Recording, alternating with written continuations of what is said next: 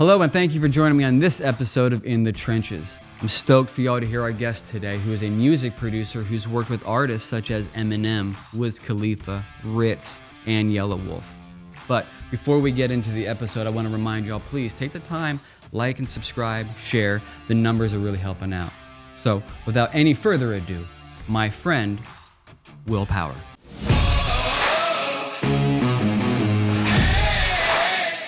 What's up, brother? How are you? Good, man. Thank you so much for taking the drive up here to Hendersonville. Yeah, dude, it's beautiful out here, man. Wasn't too bad of a drive, was it? Not at all, man. I mean, everything's a short ride now because I'm coming from Atlanta, man, where everything is 30, 40 minutes. That's true. This was pretty easy, man. That's true. Yeah. Congratulations on the move, right? Yeah, so man. How long has it been since you just recently moved from the big ATL, Atlanta, man, to Nashville? Yeah. I love it, man. I was in Atlanta since 2005. So it's been a pretty cool journey, you know what I mean? But I'm ready to just kind of spread my wings and get out here in the Nashville scene, man. Yeah, are you does transitioning into country music have anything in the alignment? Man, it's kind of a misconception to me, man. I've been here and I haven't really run into much country music at all, honestly. Really? Like, of course it's here and you see it everywhere, but like the artists are, it's a wide variety of artists. Like sure. I've been in with indie rock artists. I've been in with hip hop artists. I haven't done anything country yet, but yeah, if somebody let me do it, let's go. You're gonna fit in just fine here, brother. You're gonna fit in just fine. So you grew up what? I did a little background. We know each other obviously from I came into your domain on Love Story. Yeah, man. Towards the end of the recording process, yeah, right? Yeah. December, I believe. It was cold. Yeah. And I I don't know if you remember or not. I came in hot. I came in with green mint to be juices. Oh my God. From the local juice stop right around the corner from where you guys were recording at Blackbird. And I think the guys were a little bit under the weather from the night before. And just meeting me for the first time kind of thing, I think I broke the ice pretty well with that. Yeah. They were like, man, you brought these drinks. Yeah, so got everybody right. That was an incredibly momentous era. Yeah, man. For all of us, yeah. I would think, Yeah, that era changed my life for sure. Really? Yeah. How so? We just kind of jumped into a new space, we were in hip hop, of course, and we were really true to like the gutter aspect of it, just like really street, really honest and storytelling and things like that. And then we decided to kind of mix up the genres in it, man, and that was like huge for us because at that time nobody had done it that I know of, you know what I mean? For sure. And, yeah, man. Changed me as a producer. I learned so much, in making music and how to approach things. I don't know. It was just a huge deal for me, man. I came to Nashville. I think we did like 6 months of work. I think we might've been 3 months in before we recorded even one lyric. So that's crazy. Yeah, it was a great experience. So your journey to being a super producer. Let's go. Come on now.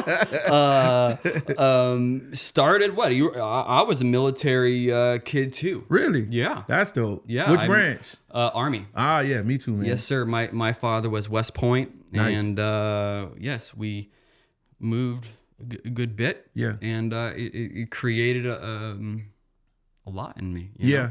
I think starting over. I was able to. I learned how as a kid to start over. Yeah, man. You know what I mean? All the time. Yeah. To take a disadvantage, one could look at moving. I moved my senior year.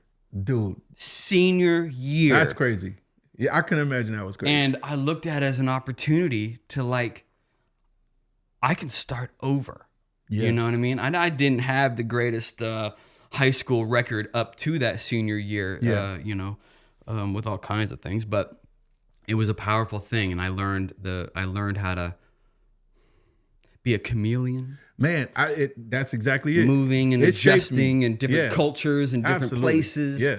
You know, so you grew up in, we would start probably what, Columbia, South Carolina. Yeah, South Carolina is kind of what I claim as home. Yeah.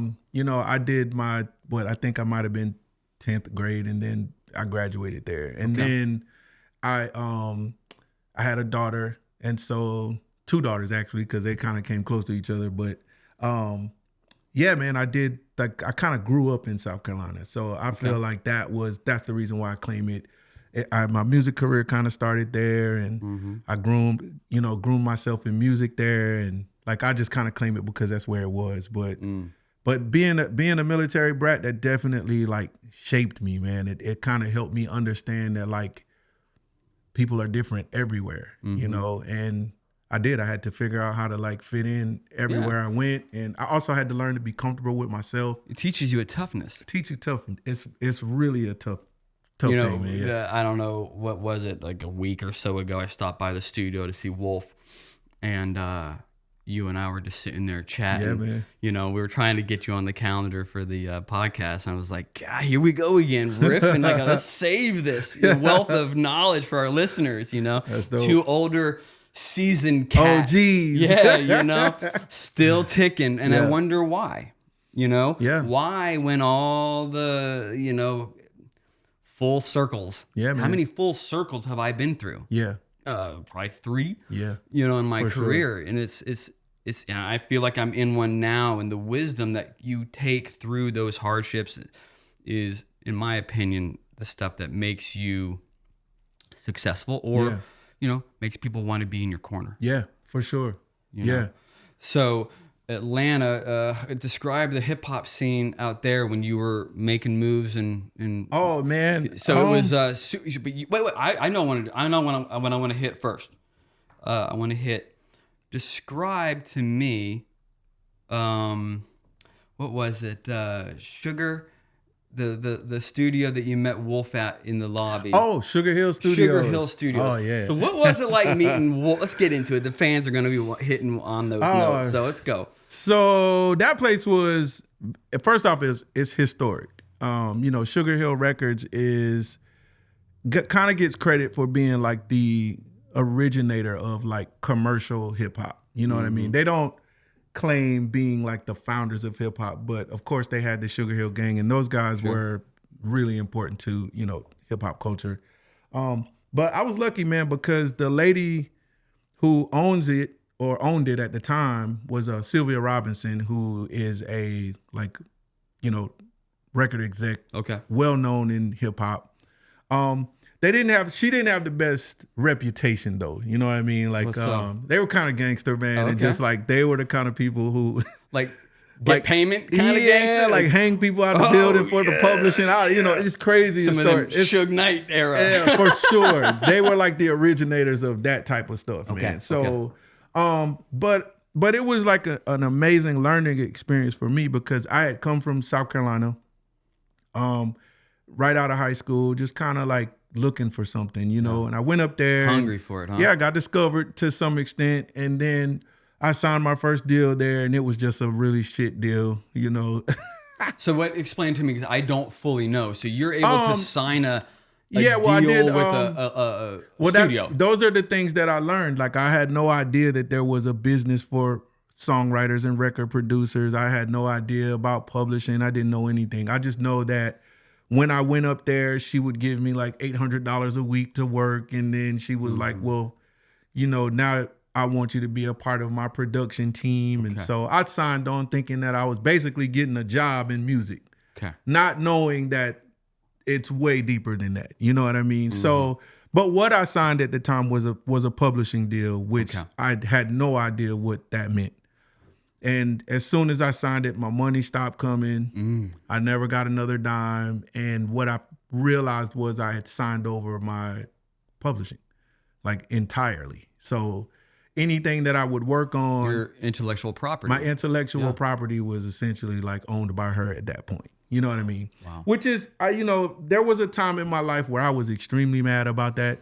Like, I almost hated her. Sure. You were in your 20s? Yeah, just kind of coming up in this going like, dude, this lady did me this way. But then I got to a point where I was like, you know what? I needed that to happen, because without that, I wouldn't know how to, maybe I would have learned, but I feel like those hard times are kind of what shapes you into figuring out how to be better and what to look for with, in business. Oh, for sure. But that was kind of a side story. I kind of took off, but so I'm there working. I didn't realize what this was, but she had created a production business where there was 10 recording studios in this building.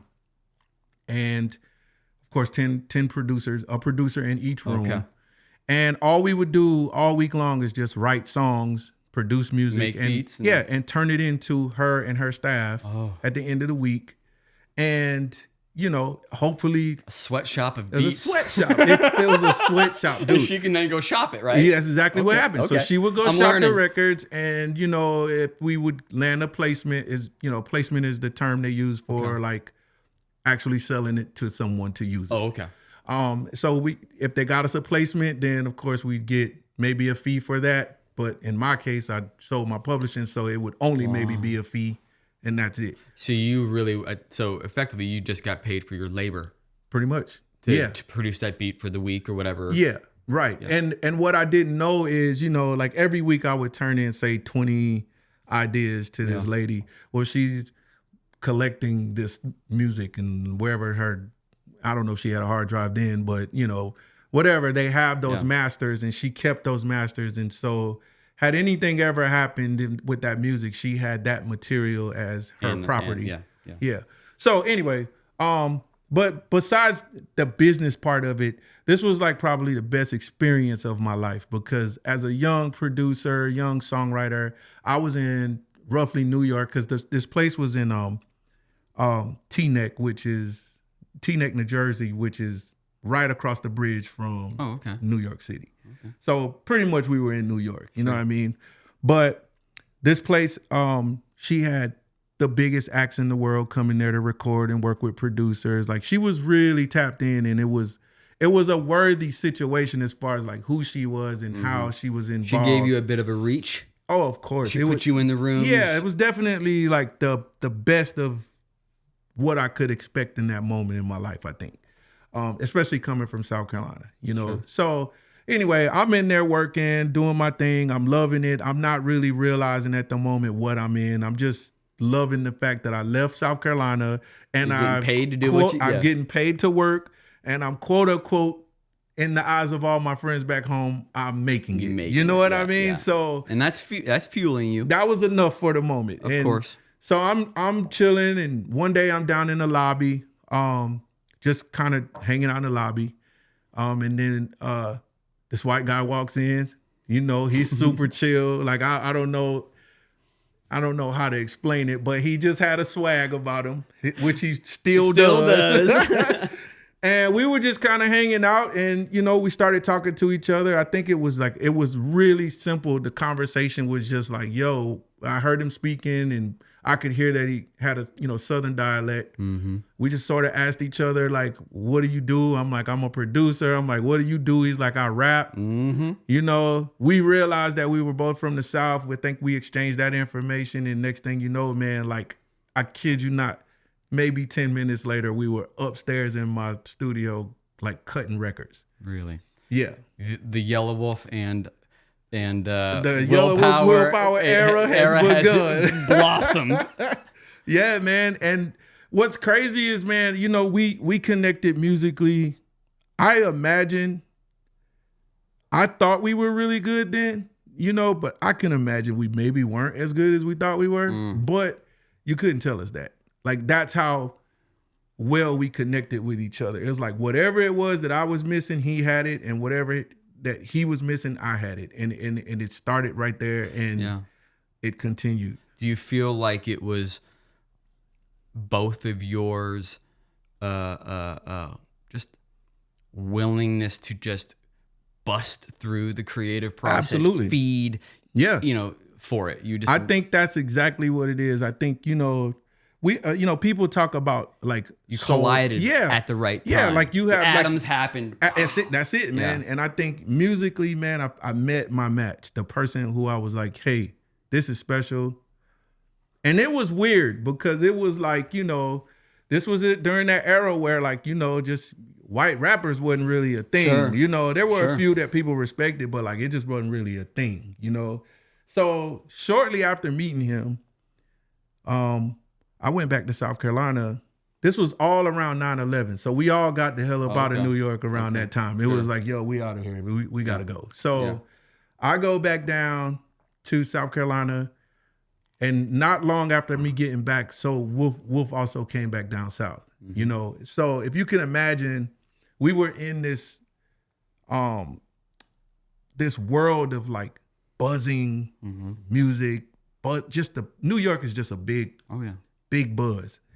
To coming back to like, now we can hear the cicadas again. Back. It's crickets. It's crazy outside, you know. So we get back and we just kind of we stuck to it, man, and it's been crazy since then, man. Like he might have had his son Rico, maybe 5 days old. They jumped on a bus, came down to South Carolina, stayed at my house for a couple weeks. We made music for a couple weeks. He kept migrating back to, you know, Alabama, where he's from. And over the years, we just stayed in touch, you know. And it wasn't until 2010 when we like actually got on together. That Trunk Muzik? That was Trunk Muzik. But he had been doing some things. He actually got signed prior to Trunk Muzik with, I think it was Columbia Records. Oh, okay. He had done a project that was buzzing in Atlanta. He was killing it. And he got signed to Columbia Records. And then I think he left Columbia Records with his A&R. And then that's when we kind of came about there's a whole bunch of stories to how Trunk Muzik came together. Sure. My particular story is, you know, when he was ready to make that transition, he came to me with an idea and then we took it and went crazy. So Describe that. So Pop the Trunk is like I don't want to go too far ahead because where I really started to get into Yelawolf was Till It's Gone. Yeah. Now, mind you, I go back slightly to whatever the song he did with Busta Rhymes and Travis Barker. Yeah. My friend directed that video, and I remember seeing that video going, who is that? Yeah. Right? And then it was Trunk, you know, but then I went back and discovered Trunk Muzik. Wow. Yeah. That was when everything changed for me. It was just dirty. It was dangerous. Amazing. It was everything that was fresh, you know, like Pop the Trunk was eerie and it's just dark, cinematic with the, you know. That's pretty much where we were too. Yeah. We were there in life. Yeah. Like, I'll never forget it. There was a point where him and his crew decided that he needed to do a rap record to kind of, because he was doing kind of like the rock thing. Like people think that what they have in Yelawolf now is the evolution of something. In truth, he was on that way before. He was just way before his time. Like a lot of people weren't ready for it when he was doing that. So I think him and his team at the time had decided, because I think he had a manager and a few other people that he was working with that were, you know, kind of helping develop what it was they wanted. Okay. They decided that he needed to do a rap record. They felt like that was the move, you know, to break him as an artist. Okay. And I kid you not, I had this apartment in Atlanta that had this had a gate, a small gate for a porch. So if you can imagine like a sliding glass door, and then there's like a little gate, and like with a like a little cement patch or whatever. Okay. Basically a back gate. He would not ever. He was kind of like Kramer to me at my crib, man. Like he would never come to my front door. He would pull up in the parking lot, jump the gate, and just walk in my sliding glass door. So one day he just shows up and he's like, "Hey man, let's go do an album. Can you come to Alabama?" And at the time, I think he was, I think his wife at the time was going out of town. He had like a week with his kids, and it was just him and the kids, and he wanted to work on this project. So I went down there. he was like, yo, let's do it. And I packed up my whole studio because I had it just kind of in my living room at my apartment. And I went down there. And what's really crazy about it is it almost didn't happen. Because the day that I went, I drove all the way to Alabama. I had all my equipment in my truck. I get there and Yellow's phone dies. I'd never been to his house. I don't know where I'm at. I'm in this country ass town in Gadsden, Alabama. And we spoke that morning, but by the time I got there, his phone was dead. Like he was working for like a lawn company at the time or something, and he was just kind of working. I waited for hours and hours and hours at, what's the name of this? Oh, at a Checkers. They had like a Checkers burger spot. I waited in that parking lot the whole day. I eventually just drove back home. Kid you not. It almost didn't happen. And I was hot, man. I was like, wow.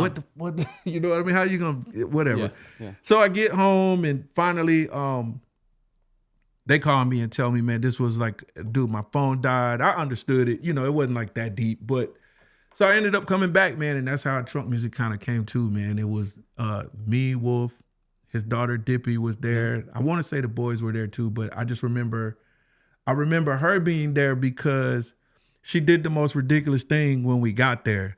I had my board set up. So this album is known for its 808s and how much bass we put in the record. You would not believe that we could not hear any bass when we made it, because Dippy took every volume knob on our mixing board and turned it all the way up when we were not in the room. We didn't know it. Oh. So we came back in the room and I hit play to play a song back. We blew the speakers.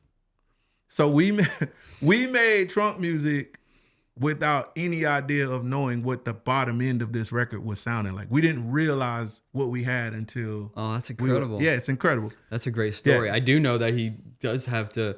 You guys always deal with busting speakers. Oh, man. I mean, it's not a Yelawolf session unless speakers are...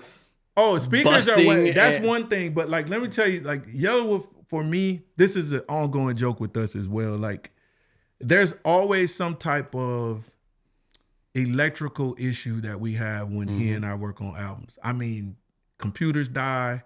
When we were doing Love Story, we were maybe a month in of like ideas and things that we were cooking up while my hard drive crashed. This was a brand new hard drive. Holy cow. Completely crashed. And we had to send it off to see if they could like recover it. We lost the whole thing. So there's a whole Love Story would have been album out there, in the hard drive graveyard. In a graveyard somewhere, bro. And all of these things have happened. And this has happened every single time I've ever done something with him. It's like the energy that I think we create together it's really a lot. It's weird, but it's really a lot. Yeah. And it never surprises me when something doesn't work and we're working, or like something breaks, or I've learned to just be like, all right, well, this is about to be amazing. How was it working with Marshall Mathers? Eminem. Man, and that was best friend, right? I mean, yeah, best friend. Yeah. Man, so I was very lucky to be able to actually go and meet Eminem. Like, not a lot of people can say that, he's very like isolated and protected, man, and of course, I mean, he's one of the greatest artists in the world. But for me, it did something to me that just kind of helped me realize my importance in this thing. Like, I finally think that was when I was like, you know what? I'm a big producer now. Like, I am in the room with one of the biggest artists in the world, and being respected in a way that's like, hey, you're supposed to be here. I belong here. This is my seat. Man, that's what it did for me, man. And of course I didn't fan out. I wanted to, Yellow's got stories. He's got stories of me completely fanning out over people. Cause I love music. I love what I do. And so I'm unapologetic about it, you know? Well, there's me at 21 or 22 years old with Marshall right there in the left. Look at that. Yeah, on a video. And then, so when I did Best Friend, that was our second time. And it was a really cool thing. I don't think I've ever told this story, but he was off in his trailer. I was in the church. Yeah. And it was time for Marshall's Eminem scene to come up. And so he came through his walkway and he came down the stairs. Yeah. And I'll never forget it because he must have remembered me from that time. Really? Because he comes down the stairs going, how do I know you? and with the beard, I had a big scruffy beard. So he was like, what? And he was like, he said, Ryan.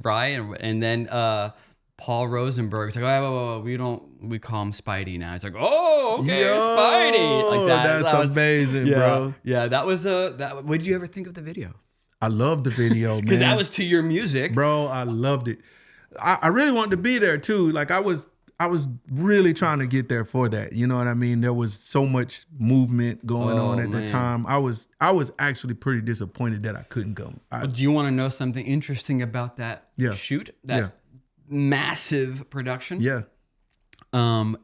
Wolf, like I'm sure he has done to you many times, has vouched and co-signed with all the big people saying this is how it's going to be. He's going to do it, you know, like that. Yeah. And they were because I worked with Eminem in the past and Paul on some other videos for Exhibit in Cypress Hill. Yeah. So I have a relationship with Paul, but what was I going to say? Wolf. Like he vouched for it. Yes. Yeah. He made it happen, but I had to use all of the crew that has previously worked on recent Eminem shoots. Really? So, from the AD to editor to DP to every human being associated line item on that job, which was a big one, I had never spoken to in my life until coming into that scene. So you had to like direct. So I was starting unknown. That language you have when you was like, okay, cool, I'm gonna bring in that sounds XDP terrifying, because we have that language down. Boom, boom. I don't have to. But yes, I was in the MGM, whatever the hotel is in Detroit, the casino. Yeah. And it had been years since I had spoken to Eminem or the team. And I'm literally night after night doing YouTube research on interviews and like just getting it in so I would be ready for him on the day. That is terrifying, bro. Can you imagine that? You killed it. I would never.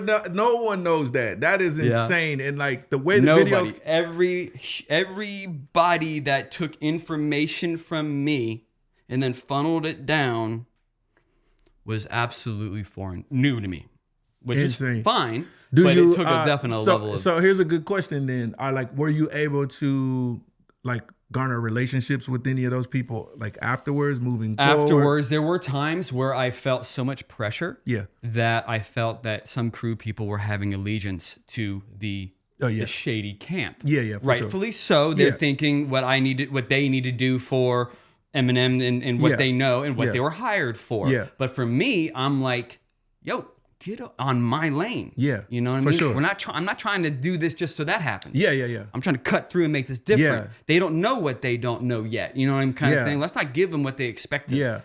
You know what I mean? Let's go further than it. Yeah.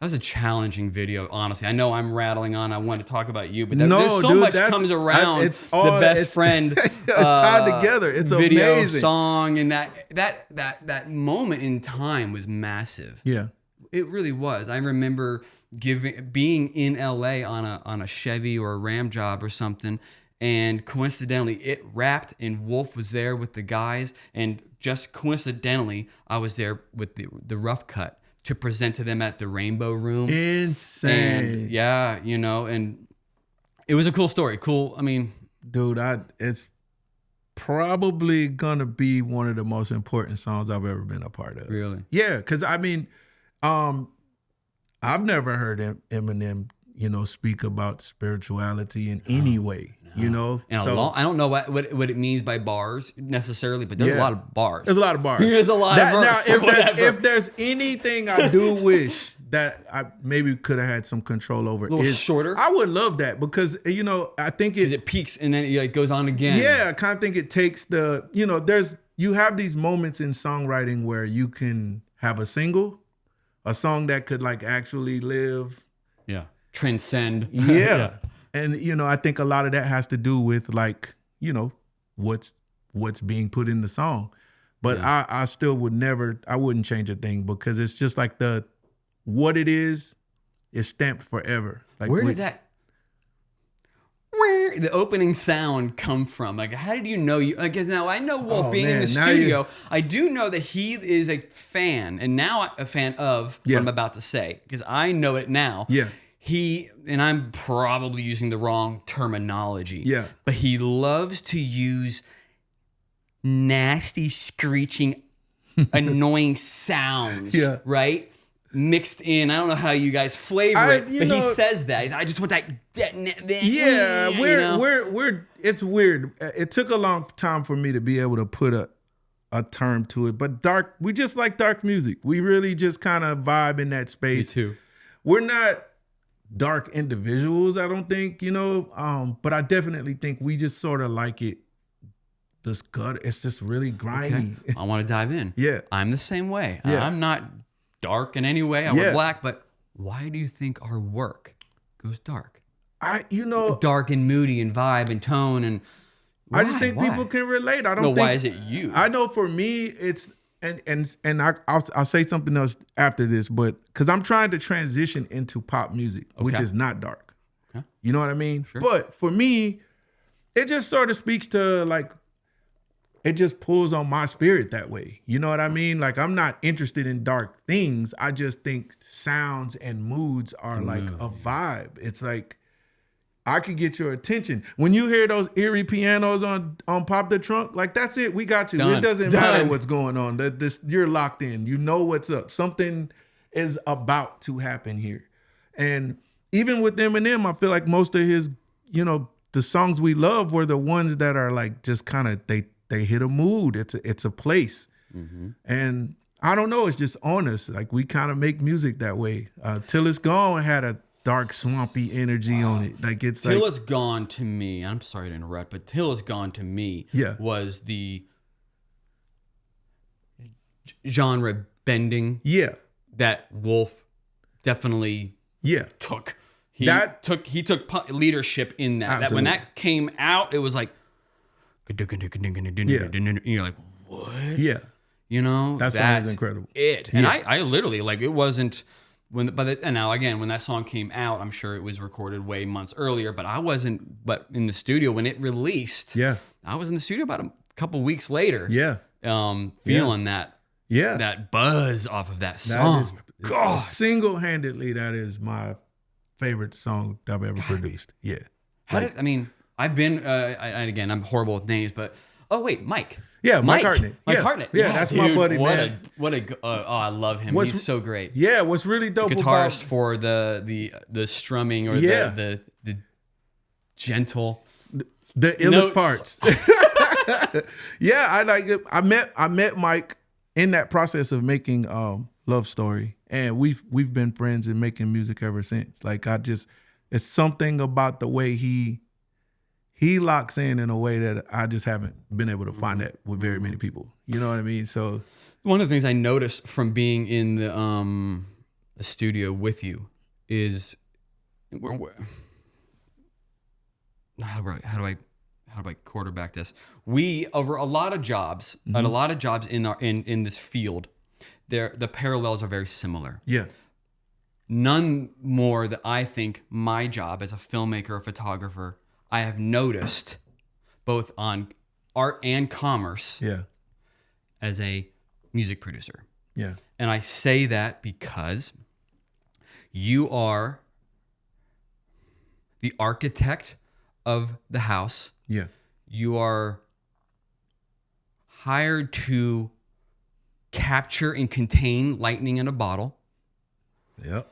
While many times trying to lasso the hurricane that is in the room and the energy to find it without being distracted. Yes. Very similar. I haven't even gone into business. I haven't gone into anything. That's just a simple studio element where, you know, you and I have been in situations where I'm usually right over your shoulder or something like that. We get looks, you know, but, you know, how do you deal with from different studio or different artists? I mean, you've worked with Wiz Khalifa, you've worked with Tech Nine. I mean, like, come on. You have to be a chameleon and deal with different personalities. Yeah, I think being a producer is probably the single most, has the largest responsibility in a song.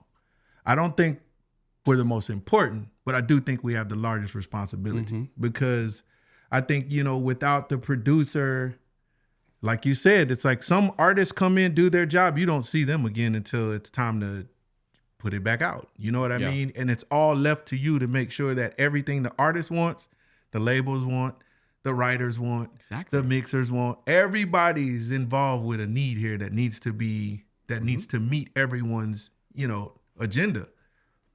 That's the job. And it's no different than a director. Exactly. It's no different. Exactly. Like, I'm clear. You know what I mean? Like, right. And that's what we were kind of touching on, I don't know, a week or so ago. And if it doesn't go well, or it's not, you're the one that's going to take the blame for it. You know what I mean? And if it does well, you probably won't. Yeah, no. Have you ever run into, little issues in the studio where maybe you're clashing with a direction or a process, or maybe probably if you're like me, you let it go. Yeah, you man, evolve into a pro. it. I'm gonna be honest, bro. I'm a pro, man. Like, I don't let very many things take me off my square when I'm brought in to do something. Like, I've learned over the years that, you know, it could be amazing, it could be volatile, it could be anything, you know. But I'm lucky because one of the things with me is I'm usually there to create, so I get to use whatever's there. So if it's turned up in the session, I can make a song that like meets that. You know, if somebody's angry, like a lot of people don't realize we did what was the first song on Love Story? Empty Bottles? No, it was the Space. Outer Space. Outer Space. So that there's a story behind that. Like low key, Wolf had gotten arrested like maybe the night before. I can't remember, something like that. I don't put out the wrong information, but it was a rough night for him. Sure. And he came in the next morning and pretty much like cleared us all out. Was like, everybody go home. I need this space to myself. And when we came back, it was just him and the engineer. He had asked me to leave, and of course his management wasn't allowed anyway at the time. He was really specific about making sure that like the business side of this wasn't a part of his creative, you know, whatever. But they kicked us all out, basically. And when we came back, that's when he had the song written, you know. But I think those were the things that kind of helped create the album. It was like you get these vibes and then you can turn that into music. You know what I mean? Yeah. So as a producer, that's how I operate. It's like, I don't let things really get, now I will stand up. I'm not just a yes man. I don't just take things, but you know when to lay on that sword. Yeah, exactly. It's like, I know how to work a room. Yep. I'm also really good at bringing the right people into the fold, you know. I have an engineer that I've worked with most of my career, Matt Hayes, who, the reason I like him, one, is because he's a phenomenal engineer. Like, he can, you know, he meets the standard of being that.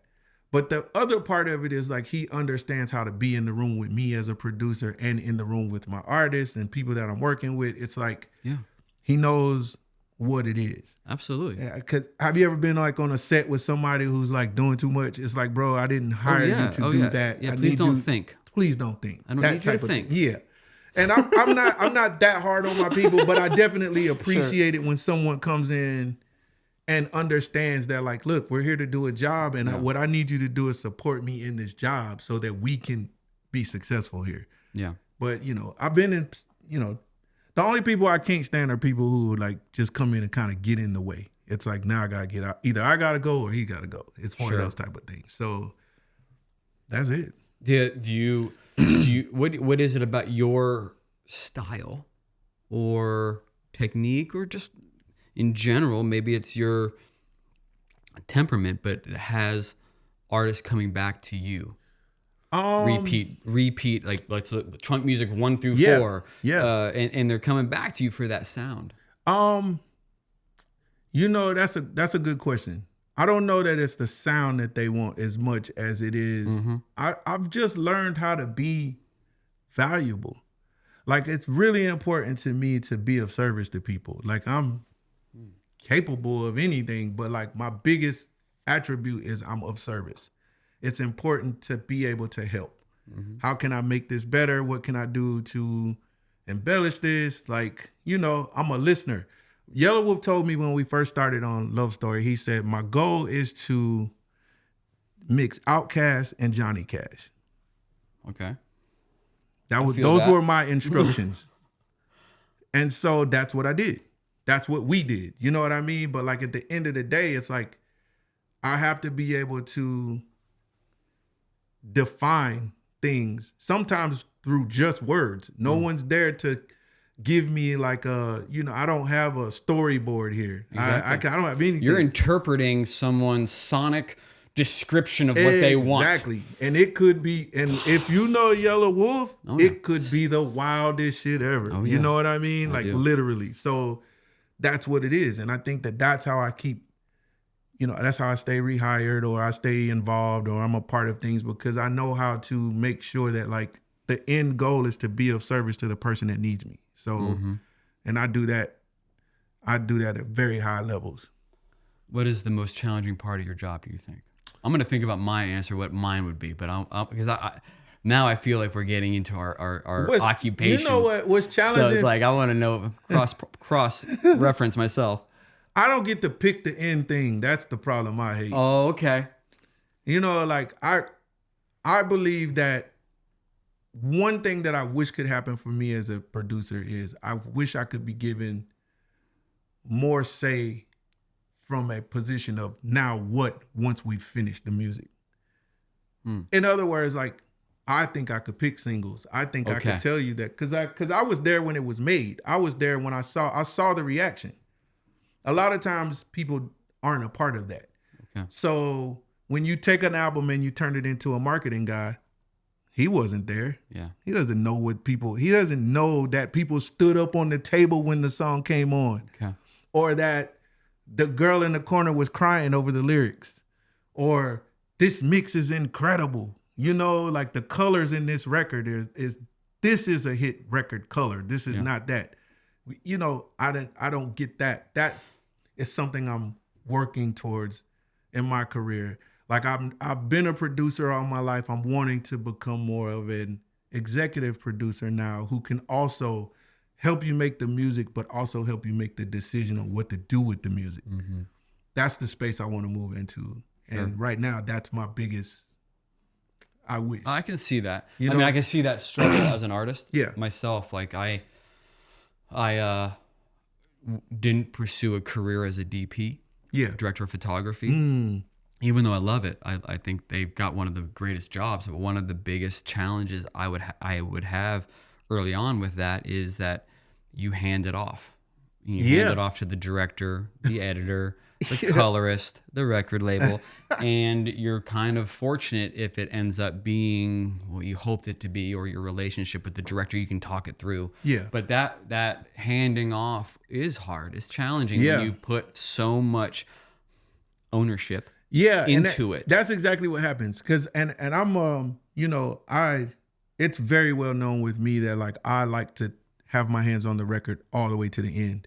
Like I'm so serious about being there through the mix. Like I'm there for the whole, if I produced it, like I am fighting to be there to mix it, be there for the mastering, the whole nine. I want to be a part of the whole thing. And so if you can imagine that if I care that much, I really do care about like how it's rolled out, like what's the video gonna look like, what is all of this, And that's not my position now, so I don't fight it or do I didn't even make do a fuss about it. executive producers do that, or is it more of like a manager? I think it depends. A&R, you know, it's all like different titles Yeah. or whatever. But for me, I just more so mean like I wish that I could be a part of the end result sometimes. Yeah. Because I do think that, like, you know, a lot of times the people who make the music should also have some say in like how it is presented. Sure. I mean, there's often like you just said a second ago, there's a huge disconnect from when you're in the room actually making the actual music to maybe 7 months later in an office with someone who's never even there. This is just a disconnect in how it gets serviced. And I mean, so here, this is what's dope about Yella though, is he's an artist that operates that way. So he's not going to cut a song and then just turn it over to a marketing guy. He's going to have something to say about how this is done.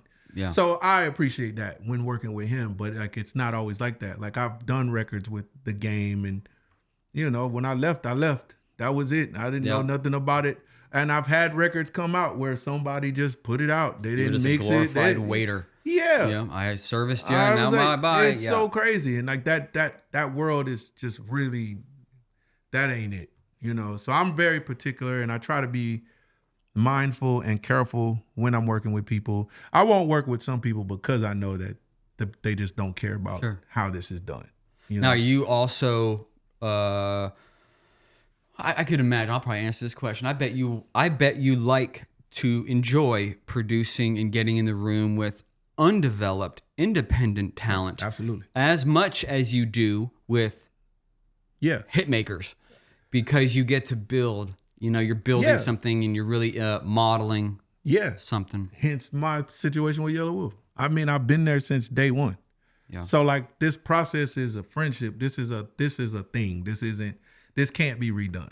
You know what I mean? Yeah, no. And I'm clear about it. It's like, you know, the best music that I make is with him. In my opinion, is, you know, the best music he makes is with me. You know. Of course. And there are so many people that he makes amazing music with, but I can speak to just the relationship. It's like we've got something, and we've always had it. You know what I mean? And so for me, I've been literally chasing that in my career the whole time. I want big records with big artists, but like that's not really my business model. Yeah. Like I really do like to get in with new artists, figure out a sound, figure out a thing. Because the beautiful thing about working with Yella was we didn't care. We knew how important it was to have your own thing. Yeah. Because now you're not compared to anybody. Because he was already going to get certain comparisons. You know, he's going to get the Eminem comparison. It's all going to come. But when you put the music side by side, there's nothing to compare here. Like they're two completely different sounds. They approach things. They got different topics. It's not even the same thing. And that's what I think developing artists provides you. Whereas if I come in with an already made artist or something that's already popping, it's like now I'm just having to it's plug and play. It's like a little more technician. Yeah, it's like they like these colors and they don't like this color. Yeah. And I'm like, well, this color is really dope. They don't like that color, bro. They've already been down. They've been down this road. Yeah. So and so I like to be in that process of like helping define it. And I think that would be at least a decent path towards getting some of that being able to have the say in the end. Yeah. You know, starting that with like you do have with Wolf. Yeah. But like you do with aspiring new talent. Yeah. One thing I think is extremely important that I want to make sure we touch on is because I think you and I are both learning how to do it, but I'm proud of us for doing it. Yeah. And that is, we came up in a world where we were fulfilled by our craft, and we all in craft work. Everything, live, eat, sleep, drink, craft, get it done, and do it. Now we have to be content creators of our craft to get our name out to people. So it almost, on top of music producer, director, photographer, it's like, this is a question. Mm-hmm. do we have to, guys like us, artists like us, have to embrace the influencer? Like, I have to say, I'll take the floor for a second. Yeah. For the longest time, Yeah. I would rub at that. I mean, Troy, even when I was told by Jack Daniels on a job that I literally would be like, they would be like, oh, but no, you consider influencer. I'm like, let's not call me, let's call me a photographer, image maker, anything you want. Not an influencer. You know, and not, you know, because it had a thing to it, in my opinion. Now I'm going full circle. For sure. And I am learning, and I've said this on podcasts, but it's one of my subjects. I want to talk to seasoned cats like you, who've been in the game, who came in totally different. Mm-hmm. Do you embrace it? Do you feel the need to embrace it? I think you are. Yes. What says you? No question. And I, you know, it's funny that, you know, this conversation, we've talked a lot about Love Story and the impact that it had. But for me, it was the beginning of me, like speaking up for myself and standing, like being okay with telling people, hey, I did this. This is, you know, this is my work, you know, and not seeing it as braggadocious. It wasn't, and it took a lot. And to be honest, you know, it was tough because it was during that era where people weren't quite doing that yet. So there were some circles who probably thought it was braggadocious. You know what I mean? But for me, it was like, listen, I have to figure out how to let people know that I exist, because everybody's not reading record covers no more. The trades. The trades. No one knows. You know what I mean? And so, and you can't always expect like your clients or the artists you work with to do that for you. They're not, I mean, you know, that's not their job also. Yeah. And I had to learn that. It's like, I can't take it personal that such and such maybe didn't mention it. Sure. It's my job to mention it. Sure. Or I need to hire somebody to mention it. So I've definitely jumped into this influencer world like full 100%. Because I understand now that like you have to speak for yourself. You have to create your own branding, even if it's aligned with other brands and things. You know, you do have things that you should consider when you're doing things. Like I would never be a clickbait type of influencer. No. Ever. I mean, you do it your way. You know, you have longevity. Obviously, the things we do, we have longevity with what we do, and but the importance of it is there. Yeah, it's undeniable. And if we're honest, you know, I'm getting older to the point where, you know, I didn't want to say we're. I didn't want to say we're getting older. Yeah, well, I'm just to the point now I where shaved a little bit of the grit. I have a lot to share, man. You know, I have a lot to share. I'm a guy with, man, well over 50 major record placements. Like, I'm not just someone that exists. Like I have something that I can offer, you know. Absolutely. And I'm into educating people. I'm into, you know, for a long time I had a seminar I used to do. Like that was kind of a corny wave of my life, but but I still was able to give in ways. But even a podcast. Yeah, my podcast has done really well, you know, and so I love that, and I know that. You can see that you love it. I love it, man. You just want to get it out. I just wanted to be able to share what it is. And I didn't create a podcast that I didn't know anything about. It's like my podcast was about music production and producers and like what we go through and how we deal with things, you know. Mm-hmm. And that's it. I think that is what's going to carry me beyond, you know, a record release or, you know, a hot moment.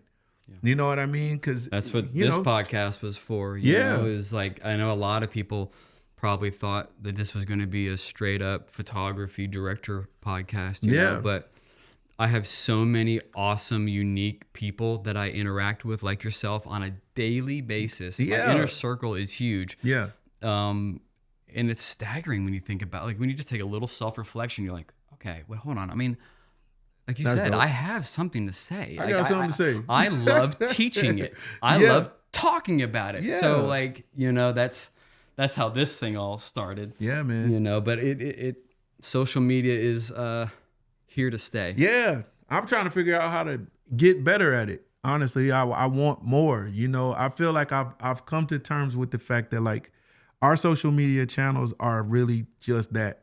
we came up in an era where we watched TV every Thursday night. We had shows that we watched. Oh, for sure. You know, it was like the family was at the crib watching a show at 8:00 on Thursday nights. Yeah. Well, it's different now, you know, and so, man, we wake up and the first thing we do is we look for shit to look at, you know, or we're getting information. Well, let me ask you this. What you're saying is triggering something in me that's like, yeah, we like in my field, it can be looked at as the more content, the less quality. Yeah. Right? We have to feed it, right? So we need more. Yeah. Is your world oversaturated, like the photo, video world is just everywhere? Yeah. Is it? Oh, the producer world is ridiculously oversaturated. It's not even a real place to me anymore. Okay. Like and that's why I think I think what I have to say and what I can offer is important. Somebody has to be here to let it be known that like there are people who really do this for a living. You know, like I haven't worked since I was maybe 18. Whoa, 18 too. It was 18 for me, 17. Yeah, but if somebody asked me today if I have a job, I don't have a job. I don't know what it's like to be unemployed. I'm not working. There right it now. is. I'm down. I'm like, there's no such thing as unemployment. There's no with such me. thing. Exactly. And that's what I think is like, you know, yeah, in a place where it's oversaturated, I still feel like the ones who know what's up can still do this. And that's what I'm trying to figure out with social media. It's like, I don't want to just be on social media. I do want to have quality social media. So you're studying it right now. Of course. Like a little recon. Even now, like, I don't know if you had a chance to check out my page, but like my page is really about my sessions. Like, I don't do much. I just put a cool music clip behind it. The vibes are going on. You see That's that? it. You just see the people in the vibe. studio, you know? And that was my point. I didn't care to like really, I didn't care to leak a song. I didn't care to give you this, that, and the third. My intent was to show you that like there's a real lifestyle here. Like every single day I go to the studio, every single day I write songs, every single day I practice guitar. I am a mission-based record producer that gets results. Mm-hmm. And that's what I want people to know about me. I don't, and with that comes accolades. Yes, I have number ones. Yes, sure. I have this, that, and the third. Oh, that's cool. Yeah, I don't. But that's just what I knew that was going to happen because I did the work to, you know what I mean? Yes, that's how I feel. I do. It's like, there it is. I'm a pretty low key guy myself, honestly. It's right. It's my head down and just kind of put it into the work. You know what's funny? I've been in circles where everybody's celebrating, not knowing that I'm there as one of the reasons we're celebrating. Oh yeah. I've been in rooms like that, and it's like, oh, they didn't even know. I'm sitting over in the corner chilling. My grandmother, my grandmother used to say things like, and this may be a weird analogy, but she would be like, the loudest person in the room is usually like the brokest person in the room. Oh, for sure. I think so. So I've tried to keep my mouth shut everywhere I'm at. Quiet. I try to stay in the cut, bro, because I'm like, I don't even want to come off that way. I don't want to be that. I just want to sit back and watch people enjoy. You know what I mean? Mm-hmm. It's the way I like it. I'm not looking for all of that. I know the problem with that though is you do to some degree have to put yourself out there though, and as you're figuring it out, I always dealt with Instagram as like a place that I could just shove a photo and hide behind it and just do a caption and bye. You never see my face kind of thing. So like seeing this and all that, you had to all in. You got to go all in because you can't social media half-assed. Yeah. Otherwise, I'll tell you what I am learning though, and this is something that's kind of happening here in Nashville. I'm learning that there is definitely a place for it. So like, I know when it matters for somebody to know that I did something. I'm picking up on when to do that. If I see an opportunity that I need, then that's when I will step up. Like I'm a personable person. Mm-hmm. So I don't mind saying what I have to say. But I'm also just not one of those people who will be in the room like pretty much holding up a flag going, hey, I'm here. I'm not going to do all that. Like, I'm like, you know, I still feel like I'm old school in the way of like, hey, man, if I come into a room, it's my duty to find out who's in that room. If that room matters to me, I better know what I'm doing. It's sort of like you said, when you went to do the Eminem stuff, bro, you were Googling people and figuring out, I'm not going to just be here. I need to know this guy's whole history. I need to know his name. I need to know what he's here for. Woo woo. Because that's going to help you communicate with that person. Because if you don't know that information and you insult this person, you might have just made yourself a real problem here. That's it. I'm old school in that way. This ain't a hobby. Exactly. And one of the things I was going to say way back when we first started, there's like a, you know, coming up the way we did, there's a code you learn, you know, there's a grit to it. And I did say toughness that just sticks with you. Yeah, this morning we went on our run this morning and we talked about something. I literally was having a conversation about how this is very serious. Like, it's not so serious that it's not fun, but it's very serious. It's like, I don't ever like to be put in a situation where like if you can imagine somebody just goes and shoots a photo on their iPhone, you know, and then they want to have this comparison conversation. Okay, it is a good photo. You took a good photo. We probably can sit here and break this down a certain way. But you don't know anything about aperture. You don't know you don't even know why your phone did that. You don't know the algorithm that was put in your phone to help you get that photo. Well, I know how to work a camera for real. Yeah. And I take that very serious. It's like, I want you to understand that, like, the reason I have a price, the reason I'm doing what I do is because I took the time to make sure that I was professional in this and I know what I'm doing. And I can do it 10 times where you might have done it once. And that's it. I've been getting a lot of emails lately or DMs about questions, you know, hey, I've been doing this. I've been doing this. I directed a video. I directed this. But I'm still feeling like I'm light years away from making a living. What advice would you give? Like, whoa, that's a heavy conversation. But I will start by saying you need to start looking at it from a business. Yeah.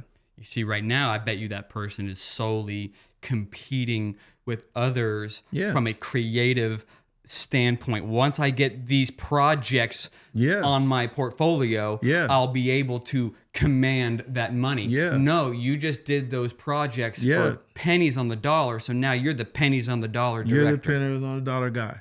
Well, I'm excited to see what the War Story. War Story, man. It's coming out, baby. Yeah, it's coming out. You got what?